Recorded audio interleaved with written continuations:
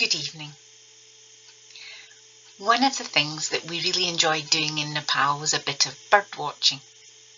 At the end of the day in Basi Sahar, we would gather in Joy's front room and compare photographs and look up our bird books to see what we'd spotted. Here are a couple of my photos. This one shows a couple of photos of a white-throated kingfisher, much bigger than kingfishers here. And this one is a grey wagtail.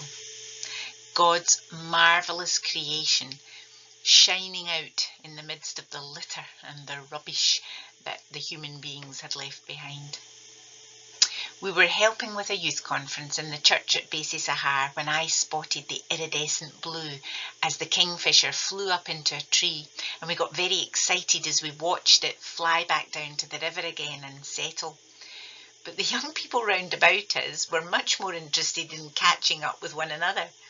They didn't notice the extraordinary beauty right on their own doorsteps. I was coming out of Ward C in the hospital in Dumfries last week after visiting a friend, when I noticed again the tapestries I have seen there before, representing the 7 days of creation, but this time I noticed a plaque about the lady who made them, Pat Shaw. I don't know if the plaque has just been put up or if it's been there for years and I have only just noticed it, but I stopped to read it this time. I discovered that her work was inspired by Crick and Watson. They discovered in the early 1950s the molecular DNA structure of a double helix. They, I think both atheists, said in a book about their discovery, "This is so beautiful, it must be the truth."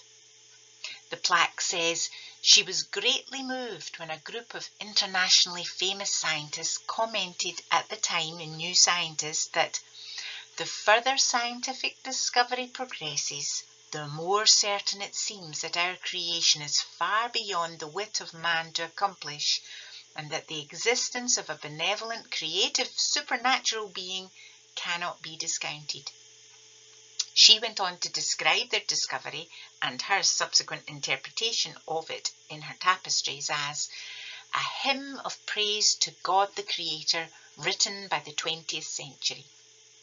A hymn of praise to God the Creator in the middle of our hospital, right under my nose.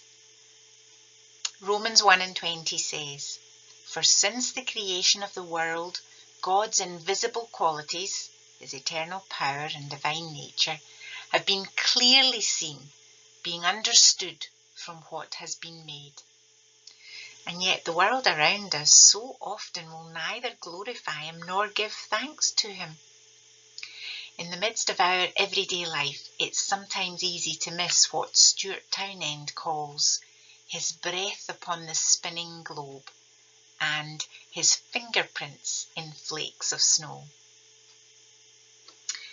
It got me thinking about the things that are right under our noses, perhaps going unnoticed.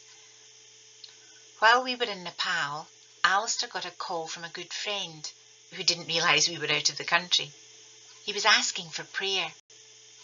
He was going into hospital for major surgery the next day to remove a cancerous tumour. It was to be 5 hours long and was probably going to result in a colostomy. It had been devastating news for him and his wife, and we were stunned. But of course, we promised to pray, and we got the rest of the team praying for him too. Next day, when we made contact with his wife, she texted us, and this is what the text said. "The surgeon did further investigations and a biopsy at the start of the operation while he was anaesthetised. The result was no cancer was present in either site, so no major plumbing required. He removed the appendix and a small portion at the start of the colon. Not the 5-hour op or the 10-day hospital stay predicted, and no stoma. Your prayers from Nepal joined with so many elsewhere to bring about a miracle. God has been so good to us.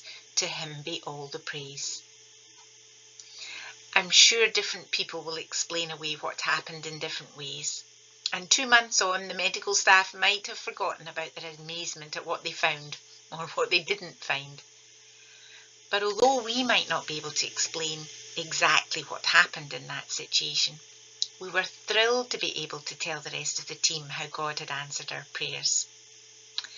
So now it's important that, unlike the Israelites on their 40-year spell in the wilderness, we don't make the mistake of forgetting his protection and his provision, from parting the Red Sea to providing manna every morning for the Israelites, and for his amazing protection, provision, creation, and answers to our prayers for us. And unlike the men without excuse in Romans 1 and 20, we glorify him as God and give thanks to him. That Stuart Townend song ends with the chorus, "Fill the earth with songs of worship and tell the wonders of creation's King." Amen. Good night.